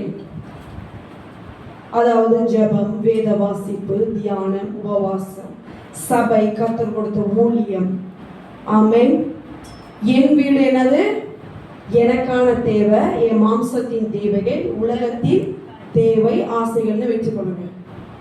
கர்த்தருடைய வீடு என்னது? ஆவிக்குரிய வாழ்க்கை. அந்த ஆவிக்குரிய வாழ்க்கையில் என்னென்ன இருக்குது? வசனம், ஜெபம், உபவாசம், வேத தியானம், சபை, உங்களுக்கு நடத்துகிற ஊழியர்கள், வசனம், பரிசுத்த பந்தி, வேற என்ன இருக்கு? சுத்திகரிப்பு. இது எல்லாம் எதுல வரும்? ஆவிக்குரிய வாழ்க்கை, அதாவது கர்த்தருடைய வீடு. ஆமே. இப்ப நம்ம ஒரு கம்பேரிசன் செய்ய போறோம். இது நீங்க யாரையும் காட்டக்கூடாது, உங்களுக்கும் ஆண்டவருக்கும் மட்டும்தான், உங்களுக்கும் ஆவியானவருக்கு மட்டும்தான். இந்த வருஷத்துல நான் என் வீடுக்கு அதிகமா ஓடணும்னா இல்ல கர்த்தருடைய வீட்டுக்கு அதிகமா ஓடணும்னா? பதில் சொல்ல வேண்டும். உங்களுக்கும் ஆண்டவருக்கும் உள்ளது. ஆமென். என்னது? என் வீடு, கர்த்தருடைய வீடு. என் வீடுனா என்ன சொன்னேன்? என் மாம்சத்தின் தேவை, மாம்சத்தின் அதாவது காரியங்கள், உலகத்தில் இருக்கிற எல்லா தேவை, நம்மளுடைய ஃப்ளஷ்லி நீட்ஸ், அதாவது எனக்கு ஆகாரம், வேலை, பணம், வீடு, சம்பாத்தியம், இது எல்லாம் தேவைதான். ஆண்டவர் என்ன சொல்றாரு? நம்ம என்ன செய்யறோம்? அநேக நேரத்துல என் காரியம், என் வீடு தான் நம்ம என்ன செய்யறோமா முதல்ல வச்சுட்டு, ஆவிக்குரிய வாழ்க்கை எப்படி வருதா? பின்னால வருது. ஃப்ரீ டைம் இருந்தா நான் சமைக்க போறேன். உண்மையா நீங்க வர முடியல, அந்த ஆண்டவருக்கு தெரியும். ஆமே. வர முடிந்து நம்ம என்ன செய்யறோம்? அநேக நேரத்துல ஆண்டவரை தேடுகிற சமயத்துல நம்ம என்ன பண்ணலையா? தேடல. அப்ப கர்த்தருடைய வீடு என்ன பண்ணுது? அதோட பெர்சன்டேஜ் குறைவா இருக்குது. நம்மளுடைய வீடோட பெர்சன்டேஜ் எவ்வளவு இருக்கு? உங்களுக்கு இல்லை, எனக்கு சொல்றேன், கூட இருக்கும்போது அப்ப என்ன நடக்கும்? கர்த்தர் எந்த பாதை நம்மளை நடத்தினாரு? குறைவிலையும், வறுமையிலையும், அடியிலையும், அதெல்லாம் முதல்ல நம்ம பார்த்தோம். இந்த ஜனங்களுக்கு என்ன நடந்துச்சுன்னு. அப்ப இப்ப இந்த ஆலயத்தை என்ன சொல்றார்? நீ மறுபடியும் கட்டு. ஆமே. அதாவது என்ன ஆலயமாகிய ஆவிக்குரிய வாழ்க்கை உனக்குன்னு நான் கொடுத்திருக்கிறது. Spiritual life, it's very precious. ஆமே. நம்ம என்ன செய்யறோம்? கண்ணால பார்க்கிற காரியத்தை தான் நம்ம என்ன பண்றோம்? அதிகமா ஓடுறோம். ஆமா தானே? ஆவிக்குரிய வாழ்க்கைன்றது கண்களால பார்க்க முடியுமா? பார்க்கலாம் சில காரியங்கள். ஆனா அது நம்மளுக்கு மறைவா இருக்கிற ஒரு காரியம். அப்ப கண்ணால தெரிகிறது என்னுடைய குடும்பம், என் வேலை, என் வீடு, என் வருமானம், என் படிப்பு, என் பட்டம், என்னுடைய எல்லா தேவைக்கு தான் நான் அதிகமா என்ன செய்யறேன்? நேரத்தையும், என் பலத்தையும், என் பணத்தையும் செலவு செய்யறேனே தவிர என்னுடைய கர்த்தருடைய வீடாகி, அதாவது நான் தான் அவருடைய வீடு, எனக்குள்ள இருக்கிற அந்த ஆவிக்குரிய வாழ்க்கையில நான் எவ்வளவு நேரத்தை, எவ்வளவு பணத்தை, எவ்வளவு தியாகத்தை பண்ணியிருக்கேன், அதான் நம்ம யோசிக்க போகிறோம். அதான் அவர் சொல்றார், உன் வழியை சிந்தித்து பார். ஹல்லேலூயா. அப்ப ஆவிக்குரிய வாழ்க்கையுடைய நிலைமை எப்படி இருக்கிறது? இன்றைக்கு அது கட்டப்பட்டிருக்கிறதா, இல்லை இடிந்து போயிருக்கிறதா? ஆவியானவருக்கு மாத்திரம்தான் தெரியும். ஆமென். அதாவது ஆவிக்குரிய வாழ்க்கை, அந்த ஸ்பிரிச்சுவல் growth என்பது இட்ஸ் a permanent thing. ஆமென். நித்திய காலமா அதான் நம்ம கூட என்ன பண்ண போகுது, வரப்போகுது. இப்ப நம்ம பார்க்குற வீடு, நம்மளோட மாடி வீடு, நம்ம ஓடி காரு, BMW, நம்ம வாங்குற விலை உயர்ந்த வஸ்திரங்கள்லாம் நம்ம கூட வருமா? வராது. பூமியோட அது அழிந்து போகிற காரியம், தற்காலிகமான காரியம். We are running on the temporary things, neglecting the permanent. Amen. The spiritual life, eternity is permanent. நித்தியமா ஆண்டவர் கூட வாழ போறது என்னது? அதுதான் நித்தியம். அதனாலதான் வேதம் சொல்லுது, நித்தியத்தை தேடு. இப்ப இருக்கிற காரியம்லாம் உனக்கு தேவைன்னு யாருக்கு தெரியும்? அப்பாக்கு தெரியும். ஆமென். ஆண்டவருக்கு தெரியும். உனக்கு வீடு வேணும், உனக்கு காடி வேணும், உனக்கு மோட்டார் பைக் வேணும், உனக்கு சம்பளம் வேணும், உனக்கு குடும்பம் வேணும், பிள்ளைகள் வேணும், கணவன் வேணும், மனைவி வேணும். எல்லாமே நம்ம அப்பாக்கு தெரியாது இருக்குதா? இல்ல. ஆனாலும் நம்ம என்ன செய்யறோம்? இந்த லௌகீக உலகத்தின் காரியங்களை தான் முதல்ல வச்சு ஆவிக்குரிய வாழ்க்கை என்ன பண்ணிட்டோம்? நேரம் தான் நான் பைக் படிக்கிறேன், ஒரு நாள் ஃபுல்லா என் வேலையெல்லாம் முடிச்சுட்டு பிறகுதான் ஃப்ரீயா இருந்தா ஒரு 4-5 அதிகாரத்தை படிக்கிறேன், ஃப்ரீயா இருந்தா நான் ஜெபம் பண்ணிக்கிறேன். அப்படி இல்லை. கர்த்தரை என்ன எதிர்பார்க்கிறார்? இந்த வருகிற வருஷத்துல நம்ம கர்த்தரை முதலாவது வைக்கணும். ஆமென். ரொம்ப பாரமான ஒரு காரியமா, கடினமானதுதான். ஆனாலும் ஆண்டவர் சொல்லுகிறார், நீ இதெல்லாம் செய்யாதனாலதான் நீ என்ன இந்த வருஷத்துல கடந்து போன. குறைவு, வறுமை, நிம்மதி இல்லை, நீ எல்லாத்தையும் இருந்தும் உனக்கு இல்லாதது போல இருக்கிறது. அப்ப என் ஜனமே, நீ என் வீடை கட்டு. அப்படின்னா நான் அந்த லிட்டரலி எருசலேம் ஆலயத்தை சொல்றேன். இப்ப நம்ம சர்ச் ஆல்ரெடி கட்டியாச்சு. ஆமாங்க, இட்ஸ் பிசிக்கலா கட்டப்பட்டு இருக்குது. பட் என் கர்த்தர், அதாவது கர்த்தருடைய வீடுன்ற சொல்றது ஆவிக்குரிய வாழ்க்கை. இந்த சபையில கர்த்தர் நமக்கு கொடுத்த ஊழியம், கர்த்தர் கொடுத்த வேலை, அசைன்மெண்ட், பிளான், உங்க பேர்ல அவர் வைத்திருக்கிற திட்டங்கள், இதுக்கு நம்ம நேரத்தை என்ன செய்யணும்? அதிகமாய் செலவு செய்ய வேண்டும். அதுதான் நம்ம இன்னைக்கு சிந்தித்து ஆண்டவரை கேட்க போறோம். ஆண்டவரே, உண்மைதான்ப்பா, நான் உங்களை என்ன பண்ணிட்டேன்? பின்னால வச்சுட்டேன். எல்லாம் என் வேலையெல்லாம் முடிச்ச பிறகு அப்புறம் நான் ஆண்டவரை பார்த்துக்கிறேன். எனக்கு முதல்ல என் காரியம் தான் முக்கியமா இருக்கு, என் வீடு தான் முக்கியம். நான் விதவிதமா டிசைனா கட்டி அதுல குடியிருக்கிறேன். ஆனா ஆண்டவருடைய ஆலயம் பாழாய் கிடக்குதான். ஆமென். அப்படின்னா ஆவிக்குரிய வாழ்க்கை பாழாய் கிடக்குது. மாம்சத்தின் வாழ்க்கை எப்படி இருக்கு? ஆஹா, அதனால சொன்னேன், கிறிஸ்தவர்களுக்கு 12வது மாதத்துல ஒரே கொண்டாட்டம், ஆட்டம் பாட்டம். அப்ப ஆவிக்குரிய வாழ்க்கை எப்படி இருக்கு? பாழாய் கிடக்கிறது. கர்த்தர் சொல்றார், பாழாய் கிடக்குதியா. உன் ஆவிக்குரிய வாழ்க்கை தான் உன்னை ரகசியவர்கள் எடுத்துக்கொள்ள உதவி செய்யும். நீ எடுக்கிற பரிசுத்த பந்தி தான் உன்னை பரிசுத்தமாக்கும். நீ சுத்திகரிக்கப்படுவ. அப்பதான் என்னோட சீயோன்ல இருந்து என்ன செய்ய முடியும்? இருக்க முடியும். நீ அதெல்லாம் ஓரத்தள்ளி வச்சுட்டு இப்ப இருக்கிற லைஃபுக்கு அதிகமான முக்கியத்துவத்தை நம்ம கொடுத்து கொண்டிருக்கிறோம். உண்மைதானே? அவர் பேசுறது உண்மைதானே? ஆமே. இந்த வருஷத்துல இந்த மாசம் கடைசியில நிற்கிறோம். அப்ப 2026ஆம் ஆண்டு கர்த்தர் நமக்கு வாக்குத்தத்தங்களை தருவார். அல்லேலூயா. அப்ப நான் கேட்கறதுல ஒரு கேள்வி நான் உங்களுக்கு சொன்னேன். இப்ப அந்த வாக்குத்தத்தம்லாம் நிறைவேறல ஆண்டவரே, ஒரு பாதி நிறைவேறிடுச்சு, அந்த மிச்சம் எப்படி நீங்க கேரி ஃபார்வர்ட் பண்ணீங்களா அடுத்த வருஷம் நான் கேட்டேன். ஆமா, இப்ப ஜனவரியில சொன்ன ப்ராபஸில ஒரு 10 ப்ராபஸி வச்சுக்கோங்களேன், அதுல 5 நடந்துருச்சு, 5 நடக்கல, இது வரைக்கும் நடக்கல. அப்ப நான் ஆண்டவர்கிட்ட கேட்டேன், நீங்க அதை அடுத்த வருஷம் கேரி ஃபார்வர்ட் பண்ணுவீங்களா ஆண்டவரேன்னு கேட்டேன். ஹல்லேலூயா. நார்மலா ஒரு பர்சன் கேட்கிற கேள்விதான் நானும் கேட்டேன். ஆவியானவர் சொன்னார், அதை காட்டிலும் மேலானதை வைத்திருக்கிறேன். ஆமென். நீ இப்ப பார்த்த ஆசீர்வாதத்தை விட, மகிமையை விட, பிந்தின ஆலயத்தின் மகிமை எப்படி இருக்க போதா? பெரிதா இருக்க போது. எப்ப பெரிதா இருக்கும்? என் வீட தேடு. ஹalleluya. என் ஆலயத்தை நாடு. உன் நேரத்துல எனக்கு முதல்ல கொடு. நான் வந்து உனக்கு காத்திருக்கிறேன். ஆனா நம்ம என்ன செய்யறோம்? ஆண்டரை ஒரு மூலையில தள்ளி ஏசப்பா ஒரு ஓரமா உட்காந்துருங்க. கிறிஸ்மஸ் டைம்ல அதான் நடக்கும். அங்க இயேசு இருக்காருன்னு யாருக்கும் தெரியாது. நல்லா ஆட்டிறைச்சி கோழி இறைச்சி அதுதான் நம்ம கண்ணுக்கு வரும். ஆவியானவர் அங்க இருக்காரு. இயேசுவை மூலையில கொஞ்ச நேரம் உட்காந்துருங்கப்பா, நான் நல்லா சாப்பிட்டுக்கிறேன், நல்லா ஆட்டம் போட்டுக்கிறேன், அப்புறம் உங்களை தேடுறேன். இல்லை, பண்டிகையா இருந்தாலும் முக்கியமானது சொல்ல மறந்துட்டேன். ஆகாய தீர்க்கதரிசியுடைய பேருடைய அர்த்தம் என்ன தெரியுமா? கர்த்தருடைய பண்டிகை. ஹல்லேலூயா, ஆமென். இந்த ஆகாய தீர்க்கதரிசியுடைய பேருடைய அர்த்தத்தை பாருங்க. கர்த்தருடைய பண்டிகை, the celebration of God. ஆமென். எது கர்த்தருடைய பண்டிகை? கர்த்தருடைய பண்டிகை 7 இருக்கு வேதத்தில். நம்ம அதை பத்தி தியானிக்க முடியும். எக்கால பண்டிகை, கூடாரத்தின் பண்டிகை, யோம் அந்த டே ஆஃப் அட்டான்மென்ட், பஸ்கா பண்டிகை, நிறைய 7 இருக்கு. இவருடைய பேருடைய அர்த்தத்தை பாருங்க. கர்த்தருடைய பண்டிகை. ரொம்ப பண்டிகை இல்லை, யாருடைய பண்டிகை? கர்த்தருடைய பண்டிகை. அப்படின்னா கர்த்தர் எதுலெல்லாம் களி கூறுகிறாரோ அதுல நம்மளும் களி கூறணும். ஆமென். எந்த காரியத்துல கர்த்தர் ரொம்ப ஆசையா வாஞ்சியா இருக்கிறாரோ, இங்க ஆதியாகமங்களை பார்த்தா நம்ம ஆண்டவர் எப்படிப்பட்டவரா? எல்லாத்தையும் படைச்சிட்டு அதை ரசிக்கிறார். என்ன செய்வாரு? மனுஷனை படிச்சுட்டு, பூமியை படிச்சுட்டு, கடலை படிச்சுட்டு, எல்லாத்தையும் படிச்சுட்டு, இவன் ரொம்ப அழகா இருக்கு, மிகவும் அழகாய் நன்றாய் இருக்கிறதுன்னு பார்க்கிறாராம்.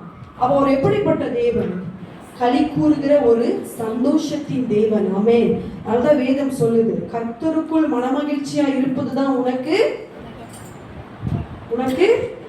பலன். ஆமென். இப்ப அந்த மனமகிழ்ச்சியோடு நம்ம ஆலயத்துக்கு வரமா? இல்ல, ஐயோ இன்னும் இவ்வளவு காரியம் எனக்கு நடக்கல, சோர்வா இருக்குது, முடியல ஆண்டவரே, திருப்படியும் சேர்ச்சா வாரத்திலே ஒரே நாள் தான் ஃப்ரீயா இருக்கேன், அப்பதான் என் வேலையை சேர்த்துக்கு நேரம் இருக்கு, அதுலேயும் பாஸ்டர் பிரேயரு, 24 மணி நேரம் பிரேயரு, 12 ஹவர் பிரேயரு, உபவாச ஜெபம், இப்படி நடக்குது. ஹல்லேலூயா. அநேக நேரத்துல மன மகிழ்ச்சி இல்லாம நம்ம என்ன செய்யறோம்? ஆலயத்துக்கு வருகிறோம். ஆனா கர்த்தர் சொல்றார், மன மகிழ்ச்சியோடு என்னை தேடு. அதான் ஆகாயத்துக்கு பேருடைய அர்த்தம். கர்த்தருடைய பண்டிகை. பண்டிகை நாள் என்ன இருக்கும்? சந்தோஷம், மன மகிழ்ச்சி, களி கூறுதல். ஆமென். ஹல்லேலூயா. கர்த்தர் இன்றைக்கு நம்மளோடு நம்மளுடைய வழிகளை சிந்தித்து பார்க்க சொல்லுகிறார். கண்களை மூடி ஒப்பு கொடுத்து ஜெபிக்க போகிறோம். இது ஒரு மனம் திரும்புதலின் ஜெபம். எல்லாருடைய இருதயத்தையும் அவர் ஆராய்ந்து பார்க்கிறார். ஆசீர்வதிங்க ஆண்டவரேன்னு சொல்றது ஒரு ஈஸியான பிரேயர். ஆனா என்ன மன்னிங்கப்பா. தாவீது செய்த ஒரு தைரியமான ஒரு விண்ணப்பம். தாவீது அநேக விண்ணப்பத்தை செய்திருக்கிறார். அதுல மிகவும் ஒரு வழி நிறைந்த விண்ணப்பம், என் இருதயத்தை சோதித்து பாரும் ஆண்டவர். அதான் நம்ம கேட்க போகிறோம். இருதயத்தை ஆண்டவர் சோதித்தார்னா நம்முடைய அக்கிரமம் வெளியாகிவிடும். பாவம் நம்ம கண்ணு முன்னுக்கு வந்து நிற்கும். நம்ம செய்த மீறுதல்கள் எல்லாம்